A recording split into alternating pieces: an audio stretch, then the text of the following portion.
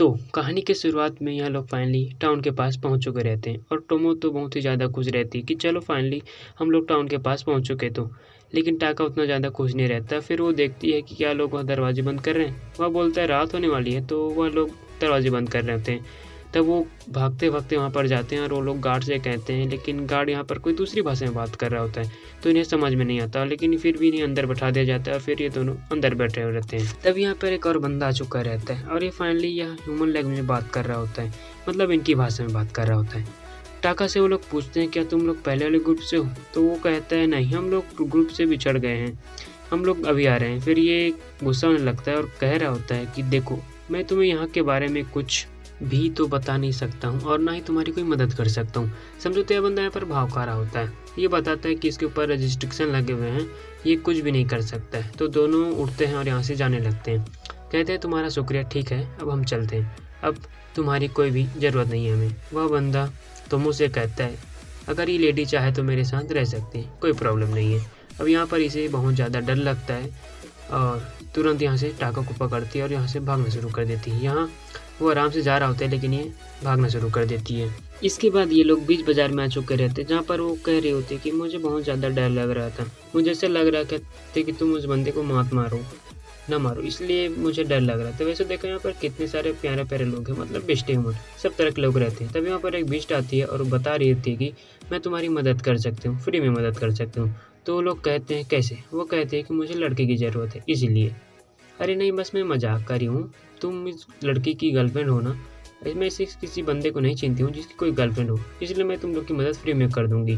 मुझे ऐसा लगता है कि तुम लोग यहाँ से भटक रहे हो, तो मैं तुम्हारी मदद कर दूंगी।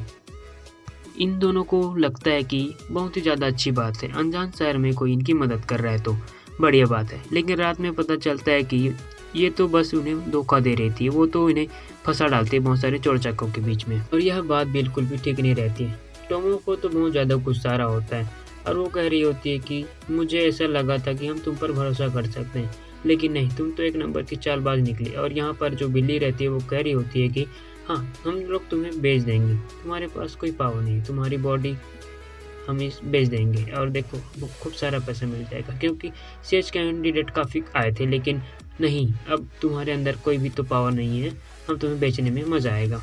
और वहाँ पर टाका कहता है पीछे हटने के लिए, लेकिन वो पीछे नहीं हट रहे। फिर वो कहती है कि देखो इसकी बात सुन लो, जैसे दिखता है वैसा है बिल्कुल नहीं है, बहुत ज़्यादा पावरफुल। लेकिन वो कह रही होती है कि ये किस एंगल से पावरफुल दिख रहा है, सिंगल पर्सन तो एक ही बार में खत्म हो जाएगा। लेकिन अब इसे गुस्सा आता है और वो कहता है कि पीछे के सारे लोग मर जाओ, तो ये सब मर जाते हैं एक ही बार में, कोई मजाक नहीं रहता। आगे में वो तो अपना थोड़ा सा एक्सपेरिमेंट करता है कि अब वो अपनी हाफ आवर का इस्तेमाल करता है, लेकिन ये बंदा भी हाफ आवर में मारा जाता है। हमारे टाका को लगता है कि ये बहुत ज़्यादा है, इसलिए मैं एक एक पॉइंट करके मारूंगा। पहले बोलता है ये तेरा पैर, अब इसका पैर खत्म हो चुका रहता है। और अब इधर इस बंदे का शोल्डर और आँख दोनों को मार लेते हैं, मतलब वो लोग मरते नहीं है, बस इन लोग का बॉडी पार्ट डिफेक्ट हो जाता है, मतलब बहुत ही खतरनाक वाला होता है। जैसे कि इस बंदे की आँख और ये बंदा भी जिंदा रहता है, फिर भी तो ये पावर सही में बहुत ज़्यादा पावरफुल रहता है।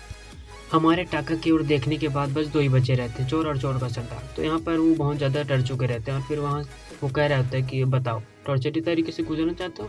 तो यहाँ पर टाका उसके ऊपर बिल्कुल भी रहम नहीं खाने वाला था। वो कहते हैं कि देखो मेरे छोटे छोटे भाई बहन हैं, तो वो कहता है बाद में सोचो।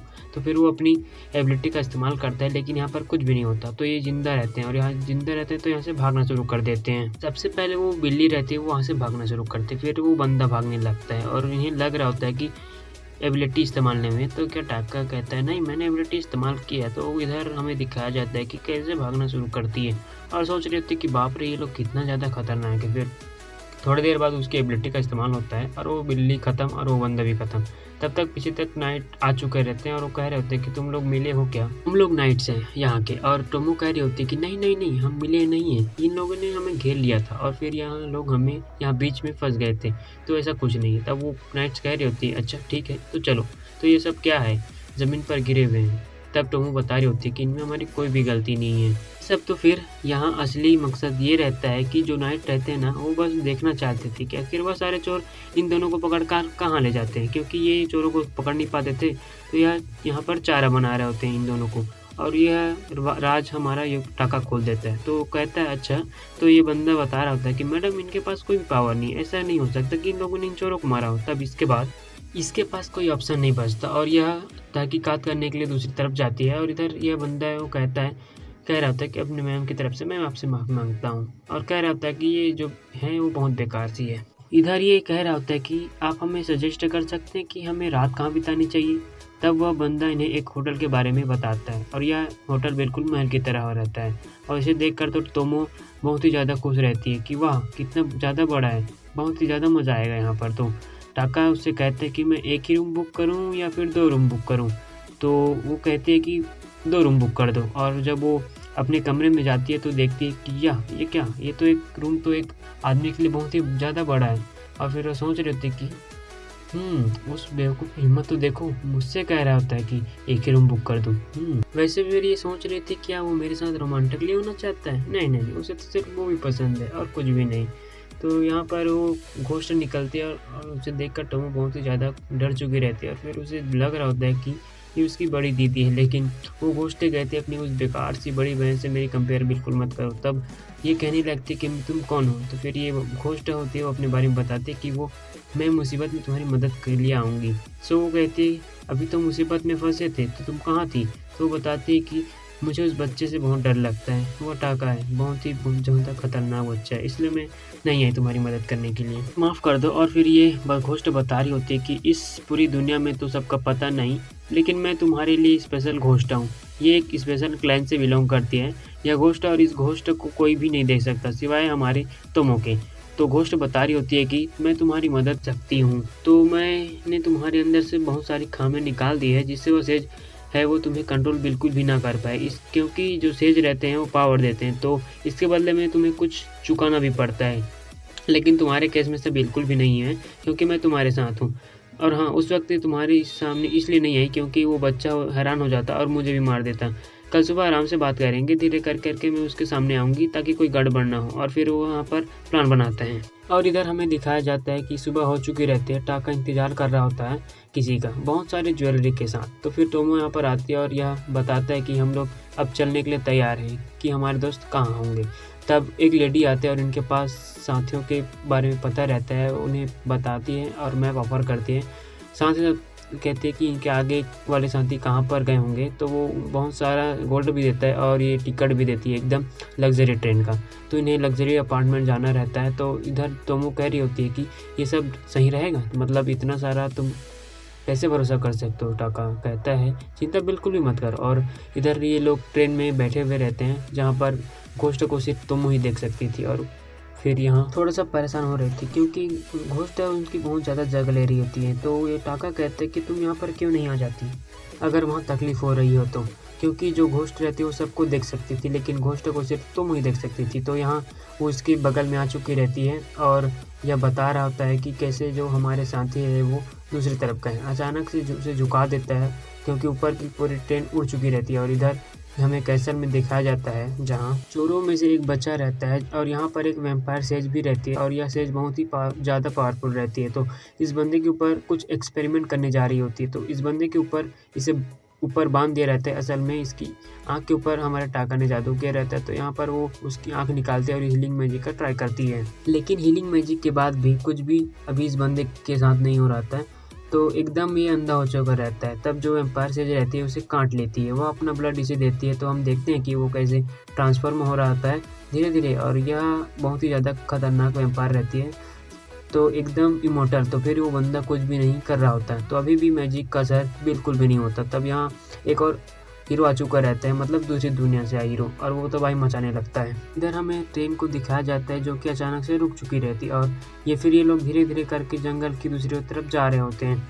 और इधर ये कहता है कि यहाँ पर लड़ाई हो रही है। असल लड़ाई एक सेज और अग्रेसर के बीच में चल रही होती है, क्योंकि अग्रेसर होते हैं वो हमला करते हैं और जो सेज रहती है उन्हें मारते हैं। तो इन लोगों को जानबूझकर हमला नहीं किया रहता है। तो यहाँ पर वह सेज रहता है अग्रेसर को मार रहा होता है। वो अग्रेसर एक रोबोट रहता है और सेज बहुत पावरफुल रहता है। इसके हमले बहुत सारे पहाड़ों को उड़ा रहे होते हैं। तब तक तोमो कहती है कि तुम इन दोनों को मार क्यों नहीं देते? तो वो कहता है इन दोनों को क्यों मारूं? वो कहती है कि इसलिए क्योंकि ये हमारे रास्ते में आ रहे हैं। तो वो कहता है कि देखो अगर मैं ऐसे ही चलता रहता हूँ तो कोई सबको मार दूँ, सब हमारे बीच में आएगा तो सबको मार दूंगा क्या।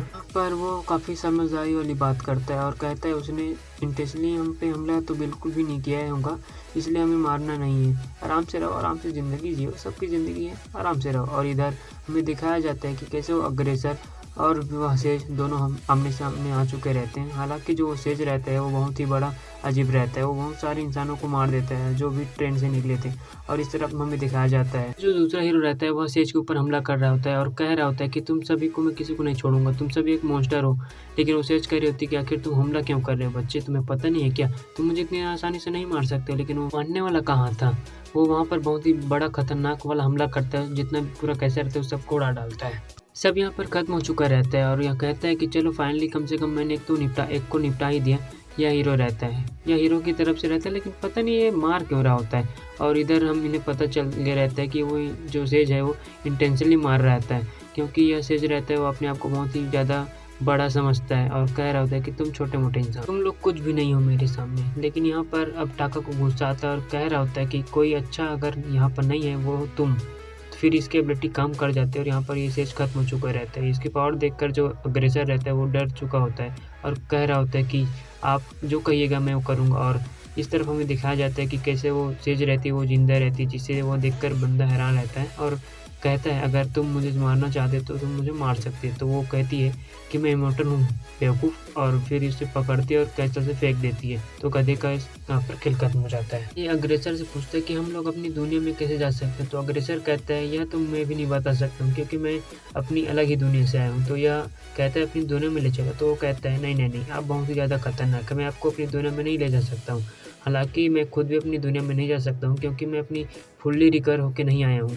क्या मैं आपकी और कोई मदद कर सकता हूँ। तो सो रात में हम इधर दिखाया जाता है कि वो लोग आते हैं इन्वेस्टिगेशन करने के लिए। तब पता चलता है कि जो सेज रहते हैं यहाँ पर मरा पड़ा है और जो वैम्पायर सेज रहती है वो मेन सेज के पास जाकर कह रही होती है कि क्या उनके पास कोई इंस्टेंट डेथ एबिलिटी है क्या। तब ये कहती है नहीं नहीं नहीं, उनके पास कोई भी एबिलिटी नहीं है। ये मजाक उड़ा रही होती है हमारी टाका और तोमो का।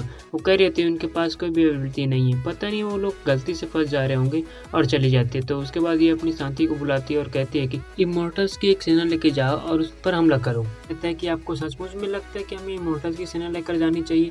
तो कहती है लेकर तो जाओ। इधर हमें दिखाया जाता है कि अब वो काफ़ी ज़्यादा थक चुका रहता है क्योंकि उसने रोबोट की मदद नहीं ली रहती है। और फिर वो घोस्ट आ जाती है और कह रही होती है कि तुम्हारे लिए एक स्पेशल सरप्राइज़ है, मैं लेके आई हूँ मेरी प्यारी सी तोमो-चान। उसे एक स्वॉर्ड देती है और असल में एक फ्यूचरिक स्वॉर्ड रहती है और इस फ्यूचरिक स्वॉर्ड में बहुत कुछ खास है। ये अपनी अंडरवेयर में इसे छुपा के रख सकती है, तो यही इसका फ्यूचरिक स्वॉर्ड है। आज के लिए बस इतना ही। अगर आपको ये वीडियो पसंद आए तो लाइक कीजिए, कमेंट कीजिए और अपने दोस्तों के साथ शेयर करें। मिलते हैं किसी और एपिसोड में, तब तक के लिए टाटा बाय बाय सायोनारा।